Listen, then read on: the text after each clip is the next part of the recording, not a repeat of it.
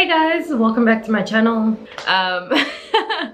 Yeah, for those of you who know me, for those of you who don't know me, my name is Kutlano, okay? I go by K. And I am from South Africa, currently living in South Korea, and until recently I was an EPIK teacher, but now I am not, and that is why I am making this video, because I don't live in this apartment anymore. So now you can see it. This is my EPIK apartment tour. I actually am doing this talking portion first because I kind of want to explain some things about EPIK housing, because I feel like there are some misconceptions. So there's a belief on the internet that if you get placed outside of Seoul, you're basically guaranteed to get like a really big apartment, because Seoul is so cramped and the housing costs are so expensive. They really are, but wow. But yeah, because the housing costs in Seoul are so expensive, you're gonna get a crappy apartment if you come to Seoul, unless you just strike out and get lucky or whatever. But there's a misconception that you'll just get a bigger house if you live anywhere else. That's not true. It's not true. Basically, how the housing what should I say, discrepancy works is that your school chooses your house, number one. Your school gets a budget, number two, and then your co-teacher has to actually go look for this house, number three. So these three factors, oh, number four is location, there's another factor, but anyway, so these four factors play a role into where your house is going to be. Let's start with your co-teacher. How much energy your co-teacher is willing to put into finding you a good house, it's everything, really. It determines everything. As like for my apartment, there was already a girl in it before, and there was a guy in it before that, so like this is just the apartment, you know. And it kind of made me not want to ask like, hey, can you move my apartment, because like so many people have lived here, like why am I the one with the problem? So I just kind of lived there for 2 years. Somebody did ask me at some point, but I was just like, oh no, you know, shame, so inconvenient for you, why am I like this? But yeah, there's a lot of factors. Your co-teacher is probably, if there's not already an established place that other teachers have been in, like for example, if you're the first teacher coming to their school, then the odds are your co-teacher is going to find your place, and like it's a schlep for them, honestly. Searching for houses in this country is exhausting. I'll drink to that.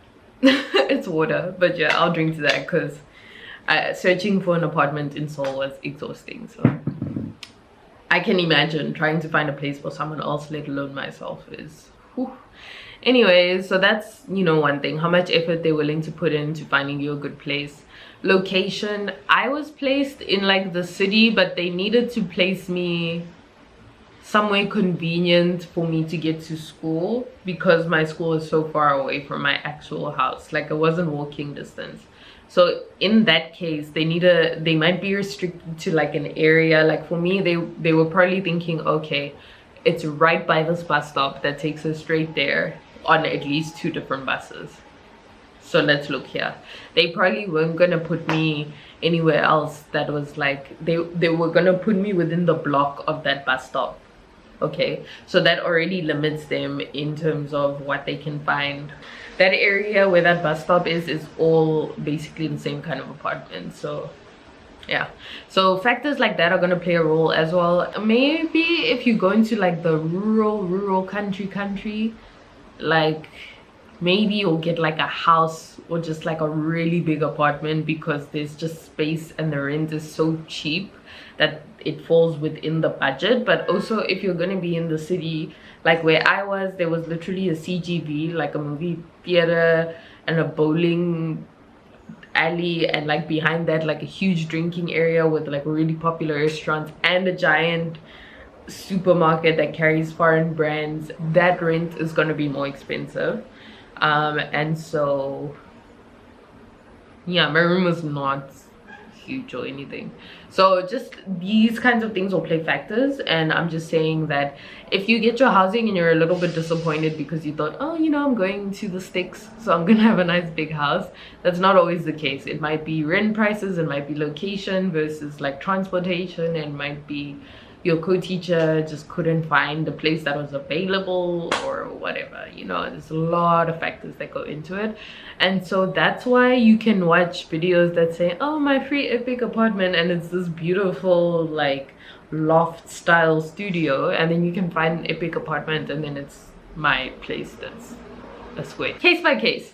But yeah, just to explain the housing discrepancy in EPIK, and then also to just explain the basic rules of EPIK housing. So basically, if you're an English teacher in Korea through the EPIK program, you get your apartment rent free, or you can get a stipend where they give you the money and you, oh, this is another option. You can go find your own place. If you really don't like your apartment that much, you can find your own place and then they can just give you the stipend.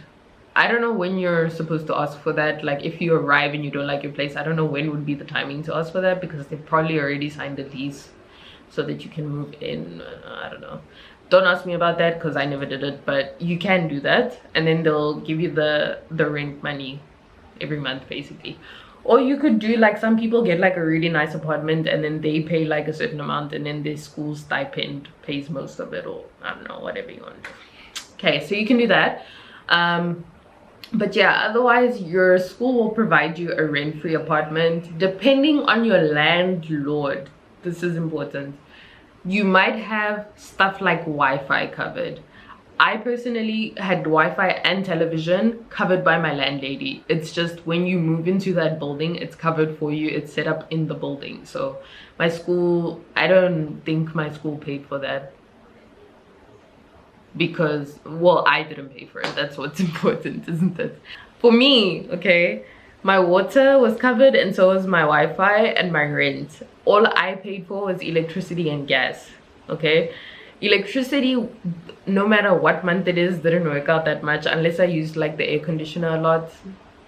But even then, it doesn't go up that high. What can get expensive is gas. Gas in the winter, so expensive. And even then, when I say so expensive, it's like it's cheap, bruh. Like if you had to convert to South African rands, it's cheap. Like even my most expensive month, I'm like, oh, that's nothing, type of thing. So but it adds up just in terms of Korean won. But like compared to your electricity, you're gonna be like but yeah, it is still cheap in the bigger scheme of things. So you don't have a lot of housing expenses. You basically just need to buy yourself groceries and then pay for your utilities that are not covered by your place where you're renting. So I don't know if my water was actually covered by my school or if it was just included by the landlady, but I didn't pay for water. I paid for electricity, gas. Yeah, that's how being an EPIK teacher works in terms of rent and stuff. That's what you'll get. And yeah, now you can see where I used to live.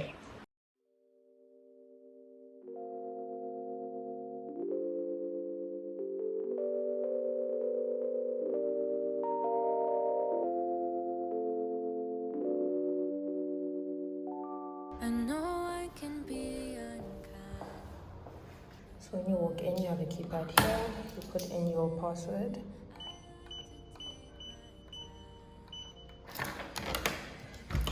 And open up your place. Excuse the trash. I need to take it all out. It's from sorting out my moving stuff. Okay, when you walk in, you have the kitchen right here. You have some storage space in these cupboards. And then there's cupboards here as well. It's got nothing much in it. There. Here you have your sink. And have a nice little over here. Then you have more space here. I've left these dishes behind for the next teacher because I had a bunch of dishes here when I got here and it was really helpful in my opinion. Then you walk in, you can close this door here. There's a sliding door, so that's great for when you're cooking because then you can block smells. But then like you need to keep that on forever and a day because how else is the smell going to get out if you don't let it go through your room to the window on the other side?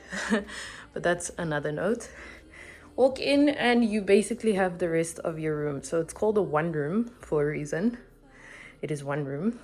The nice thing about this one is that it's actually divided because of this door. So they call it a bundihyang, which means that it's a divided room. So here you have your bed.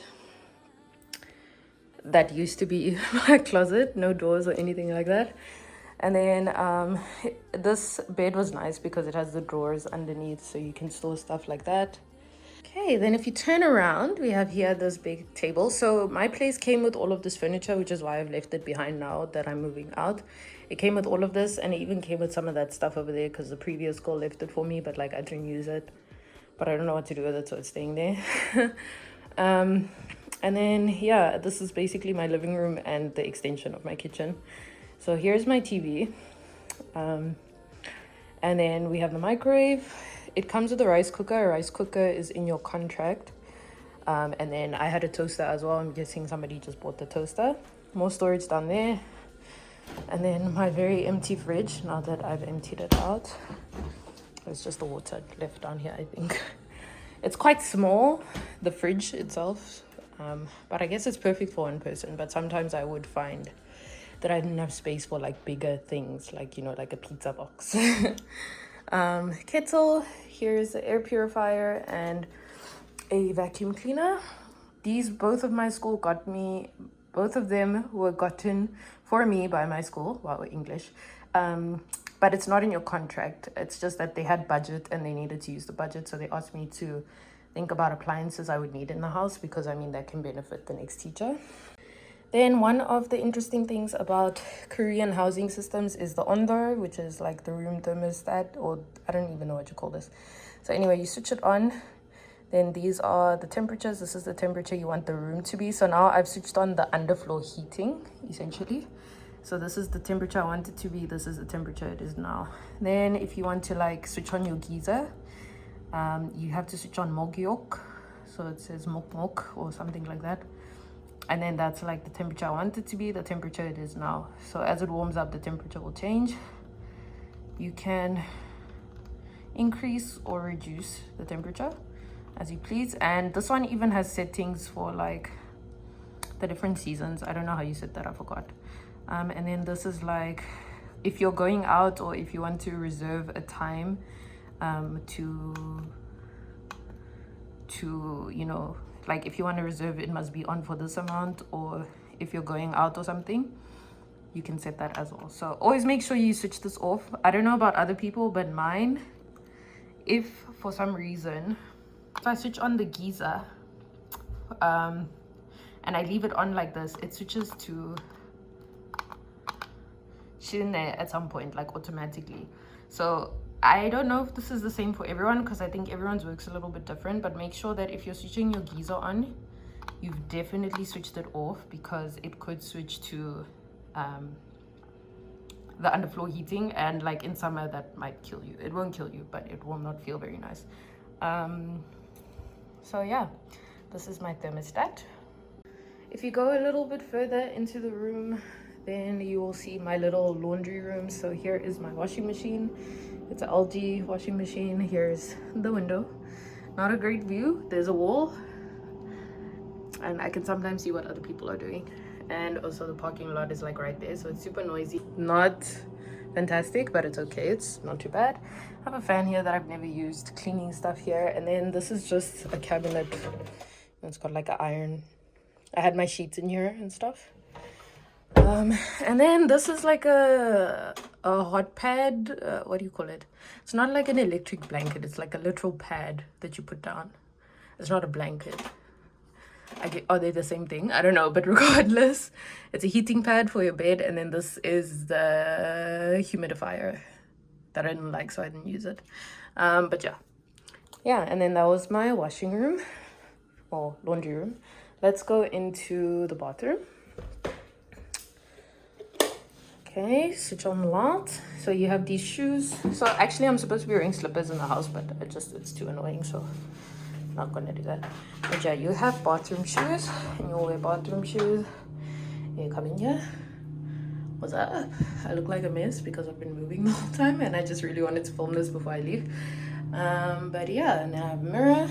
Here is the sink. So, you know, the interesting thing about Korean bathrooms is that instead of having like a shower booth, you can have a shower booth, but those are like in fancy places. In like one room, you usually have your sink, and then your shower is connected to your sink like so.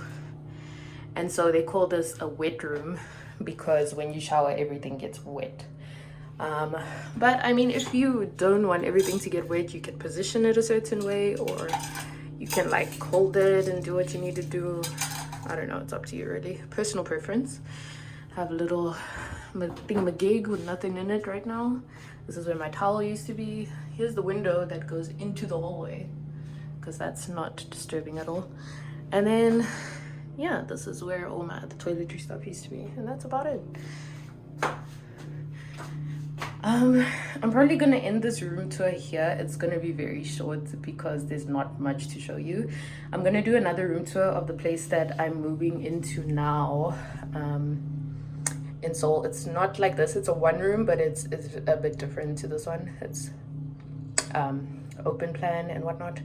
So I will make a video about that, but this is very far out. Okay, there we go. Hey, but yeah, I just wanted to show you my free EPIK apartment. I mean, it's a free apartment, so like, who's complaining about anything? I really enjoyed living here. The position is really nice. The building is not too old, so everything is still in good condition. I didn't have mold problems. I didn't have any of those kinds of problems that people usually have. And yeah, I really enjoyed living here for 2 years. But I'm ready to move now. Okay, if you have any questions about EPIK housing or anything about Korean housing in general, I am gonna make an apartment hunting video in Seoul where I explain the actual housing system for those of you who do want to rent maybe your own place and then get a housing stipend from EPIK. Maybe that will actually be helpful in terms of helping you understand the housing system. But yeah, if you have any questions about Korean housing in general, you can ask them down below and then maybe I'll answer some of them in that video. But yeah, if you have any questions besides that, just about EPIK or just about life in Korea in general, or just about me in general, or about anything, feel free to leave them in the comments below. Please like, subscribe, and hit the notification bell so that you know when I am posting, and I will see you in the next video. Goodbye.